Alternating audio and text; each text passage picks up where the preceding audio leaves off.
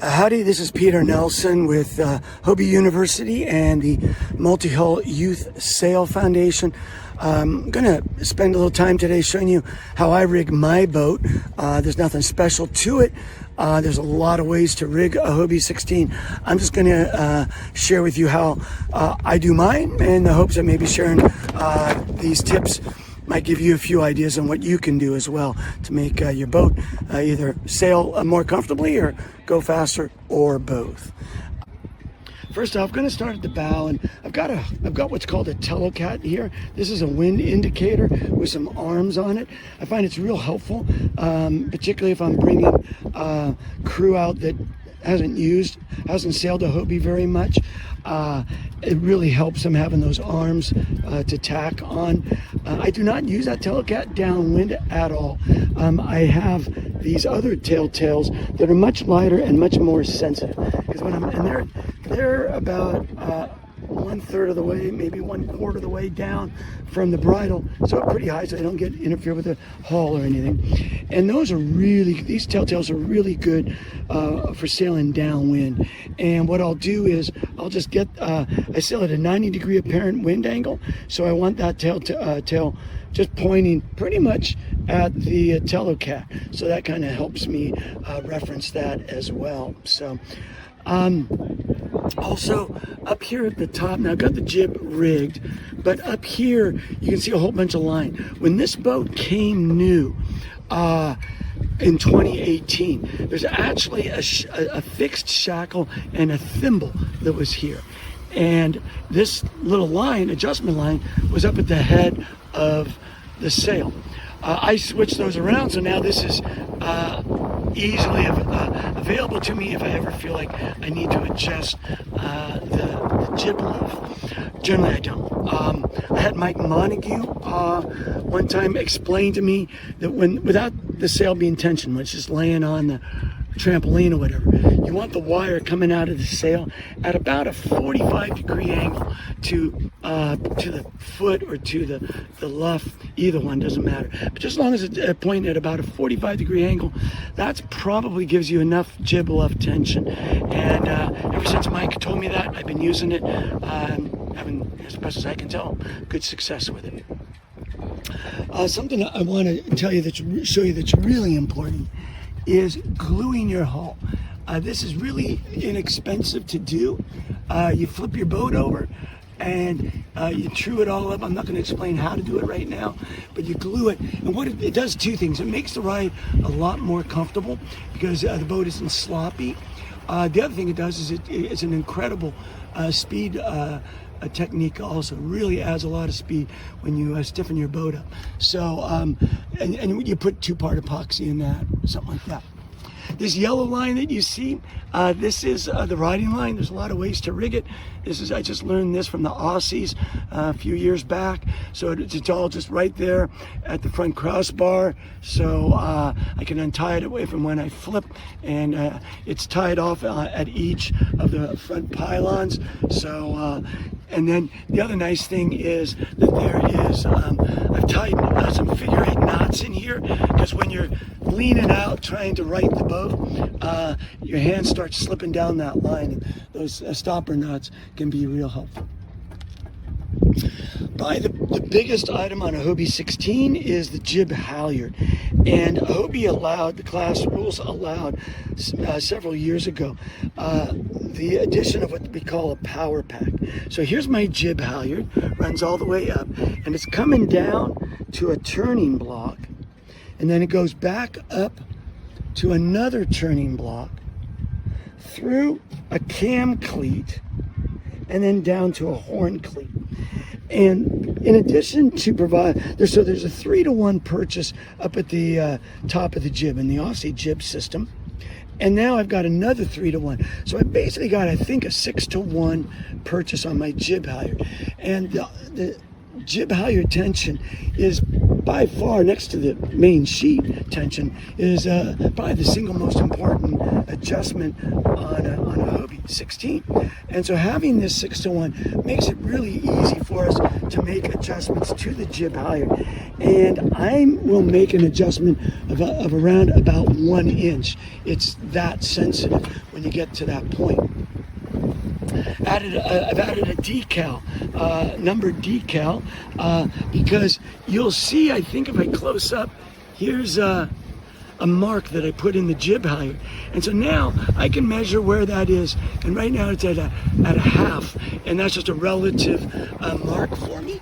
So that if I need to go up or down an inch, I have a relative form that I can get back to. This is real helpful when you're out there and everything is feeling right. And you want to know, hey, what's that jib halyard at right now? And it's going to vary from boat to boat. I've added these little stopper knots because, I don't know, I just think that they work a lot better than, or these stopper balls rather, just because I think they work a lot better than stopper knots, but it really doesn't matter. And then we've got the integrated traveler. I've got mine all the way in, but I've had some people tell me that you want them maybe a couple of fingers widths out, but for some reason I brought mine all the way back in again.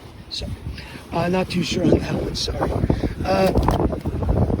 Then you also want to have a 5-to-1 downhaul. So this is the bottom block to a downhaul system. You can see the cam cleat that comes with it, and then this system goes up further where the mast is. You can see that I've got the same measurement system, and I just take a relative point on the boom and at the gooseneck to tell me if I want to add or subtract any downhaul.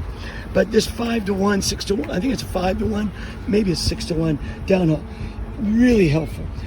We do loosen our downhaul downwind an inch or two, maybe more, and it just makes it easier coming into the dock and just adjusting and making adjustments and all that. I want to show you also the jib clue. You notice how we're using 2 holes in the jib clue. Now some people I use the bottom 2 holes. Some people go up to the 2nd and 3rd hole, whatever is your style. I don't want to influence that, but in any case, the key is to use 2 holes on that jib clue.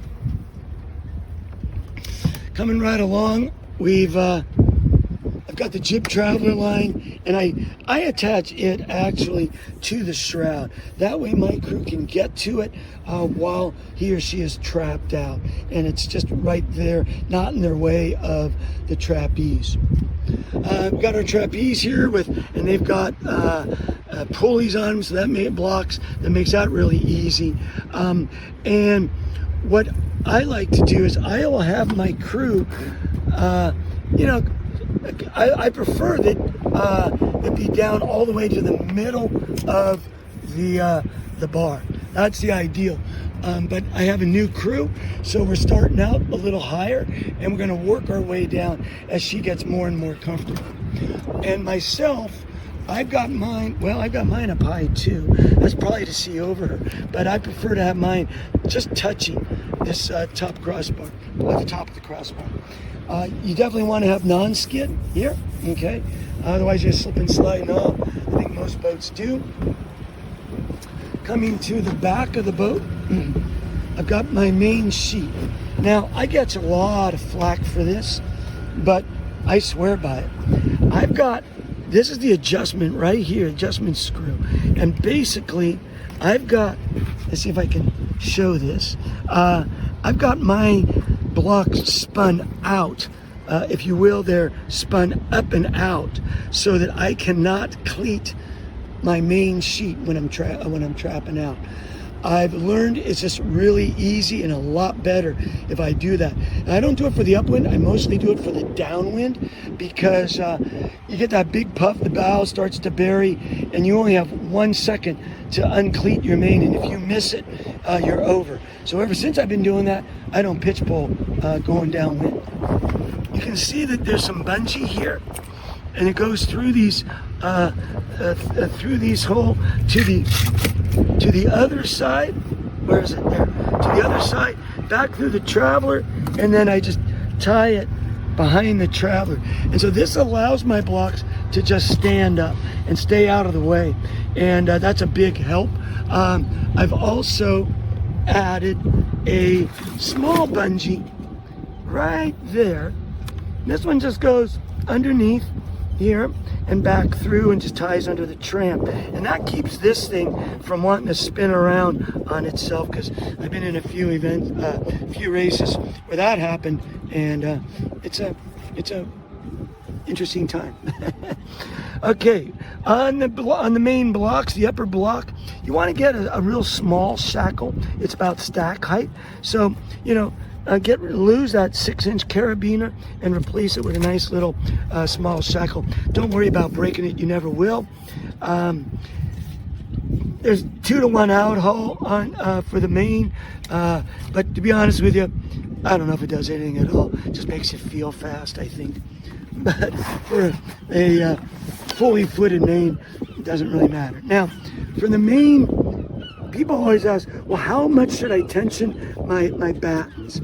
And what I do is, if you stand up the batten and then let go, it should stand up on its own.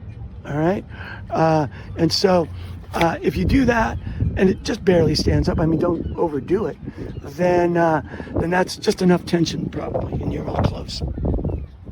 All right, so we've got the EPO 3s. These bad boys are difficult to sail with. They have a much thinner profile to them, and if you get frustrated by them, don't.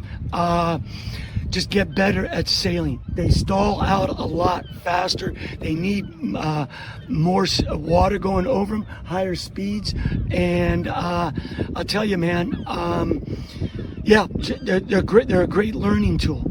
All right.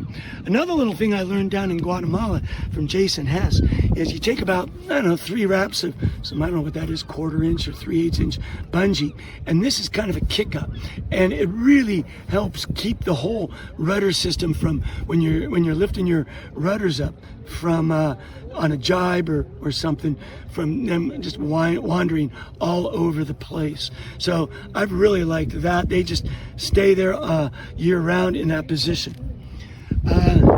I'd be remiss if I didn't show you my homemade carbon fiber tiller.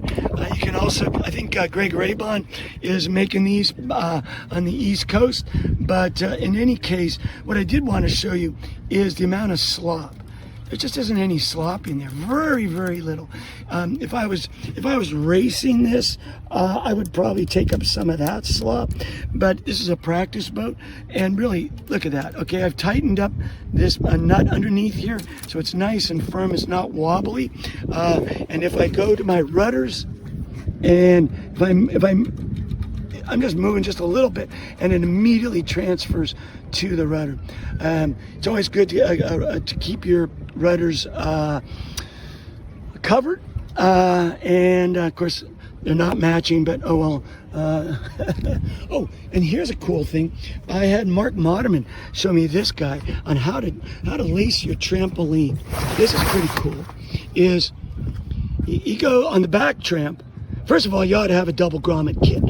It's really cheap, makes all the difference. Really helps you keep a taut trampoline, which a stiff boat is a fast boat.